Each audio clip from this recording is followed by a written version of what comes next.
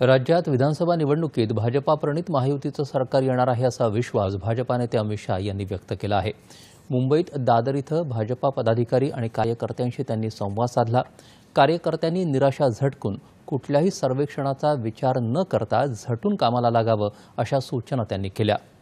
नेहमी परीक्षेत 90% मिळवणाऱ्या विद्यार्थ्यांना 85% मिळाले असं लोकसभा निवडणुकीत भाजपाचं झालंय।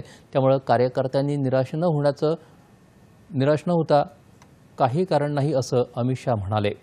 आज शहा यांच्या कार्यकर्त्यांसोबत 3 बैठका असून इतर 2 बैठका ठाणे आणि नवी मुंबईत होणार आहेत। दादर इथल्या बैठकीला उपमुख्यमंत्री देवेंद्र फडणवीस, प्रदेशाध्यक्ष चंद्रशेखर बावनकुळे, मुंबई अध्यक्ष आशिष शेलार यांच्यासह मुंबईतील भाजपाचे प्रमुख नेते उपस्थित राहणार आहेत। ठाणे आणि कोकणातल्या कार्यकर्त्यांशी ते संवाद साधणार आहेत। त्यानंतर मुख्यमंत्री एकनाथ शिंदे, उपमुख्यमंत्री अजित पवार यांच्यासह भाजपा आणि महायुतीच्या नेत्यांसोबत त्यांची जागा वाटपावर चर्चा होण्याची शक्यता आहे।